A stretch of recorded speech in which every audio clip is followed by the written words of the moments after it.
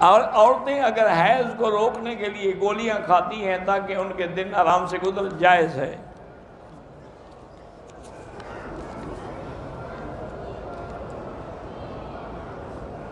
اگر احرام کی حالت میں صندل والی تسبیح کو ہاتھ لگائے، ہوتا کچھ نہیں، لیکن آئندہ نہ لگائیں کیونکہ اس میں خوشبو ہوتی ہے۔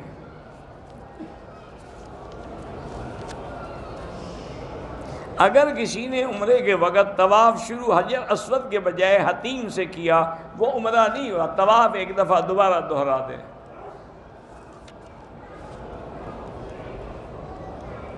کعبہ شریف پر انگلی سے کسی کا نام لکھنے کا کوئی حکم نہیں ہے۔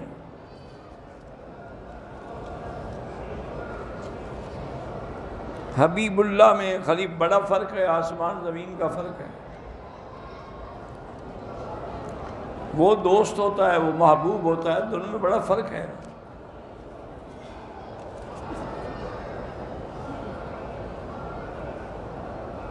اللہ ہر مسلمان کو مکہ مدینے کی بار بار زیارت نصیب کریں۔ میں نے مسجد جیرانہ سے احرام باندھا، نیت نہیں کی تو کیا کیا؟ پھر لبیک پڑھا تو نیت ہو گئی، نہیں کی تو عمرہ ہی نہیں ہوا، کیونکہ ہر عمل کا دار و مدار نیت پہ ہے۔ کمر میں درد ہے، زمزم پی کے دعا کریں۔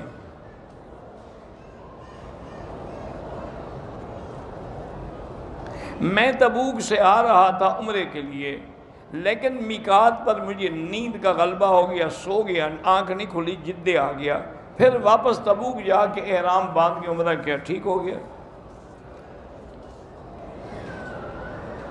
جنازے کی پہلی تکبیر کے بعد ثنا ہے، دوسری کے بعد درود اور تیسری کے بعد دعا ہے۔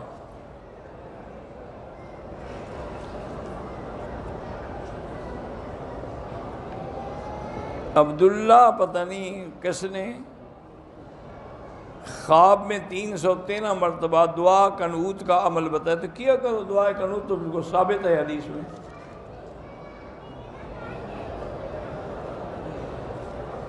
میرے دونوں بچے پڑھائی میں اچھے تھے، اب ناکام ہو رہے ہیں، تو ان سے کہیں کہ وہ دعا مانگا کریں، رب زدنی علما، رب زدنی علما۔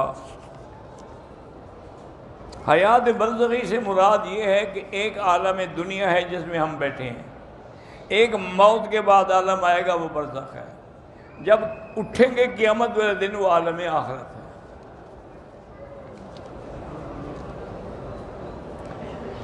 دوسری منزل پہ طواف شروع کیا، ایک چکر کے بعد مطاف میں نیچے آ کے 6 چکر کیے، ٹھیک ہو گیا۔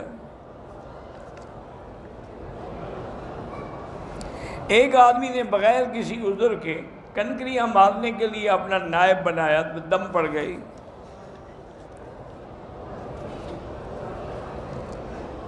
بھئی جنات کے نام جو حضور پاک کا خط مبارک ہے، وہ دلائل النبوہ کتاب میں موجود ہے، وہاں سے لے کے لکھ لیں۔ ہمارے گھر میں بیت الخلاء میں وضو کی جگہ ہے، اگر وہاں فلش کر دیا ہے، صاف ہے، تو وہاں آپ دعا بھی پڑھ سکتے ہیں۔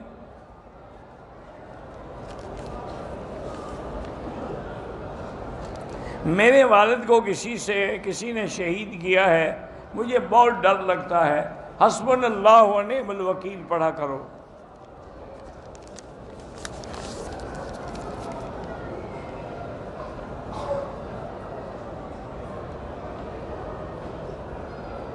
ہمارے 10 بھائی ہیں، 10 ماشاءاللہ، اور اس میں جو بڑے ہیں ان کے پاس ہمارے سب کے مشترکہ دکانیں ہیں، اس کا کرایہ وہ زیادہ لیتے ہیں، ہمیں تھوڑا دیتے ہیں، تو خیانت کر رہا ہے، وہ مجرم ہے۔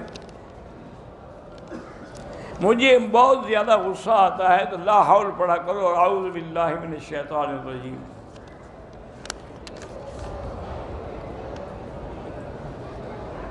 میں کہتا ہوں کہ میرا اخلاق ٹھیک ہو جائے، اچھے لوگوں کی صحبت اختیار کرو، جب دین والوں کے ساتھ رہو گے تو اخلاق ٹھیک ہو جائیں گے۔ ایک احرام کے ساتھ دوبارہ اس کو دھونے کی ضرورت نہیں ہے، جب تک پاک ہے جتنے عمرے چاہیں کر سکتے ہیں۔ عمرے میں صفا مروہ کر لیا، صفا مروہ کے بعد نفل ہوتی ہی نہیں پڑھی تو اچھا کیا۔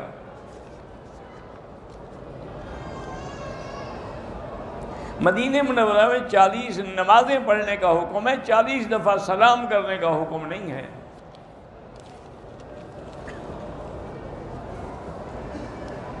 دوران سفر جہاز میں چادر پہ تیمم کیا، چادر پہ کو مٹی لگی ہوئی تھی کہ تیمم کیا، نماز دوبارہ دہراؤ نیچے۔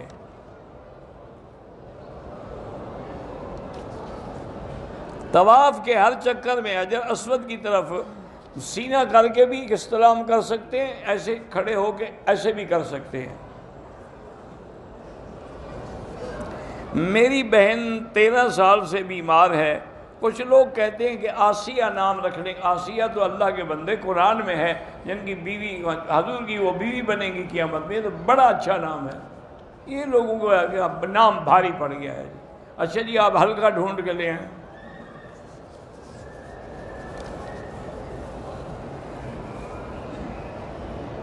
نماز کھڑی ہونے سے آدھا گھنٹہ پہلے طواف میں لوگ صفیں بنا کے بیٹھ جاتے ہیں، بہرحال نہیں کرنا چاہیے تاکہ لوگوں کو طواف میں تکلیف ہوتی ہے۔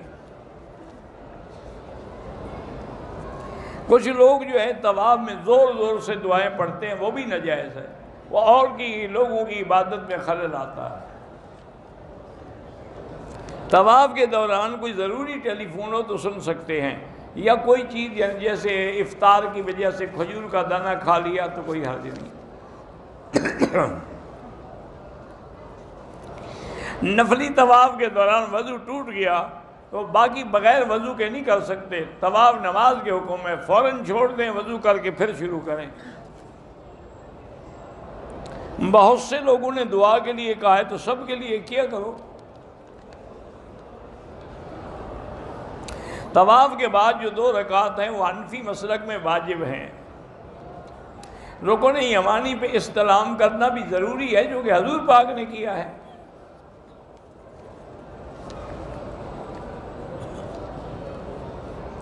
گوجرا والے سے بھائی شعیب نے کہا اللہ اس کے قرضے اتار دے، اس سے کہیں کہ وہ استغفار زیادہ پڑھا کریں۔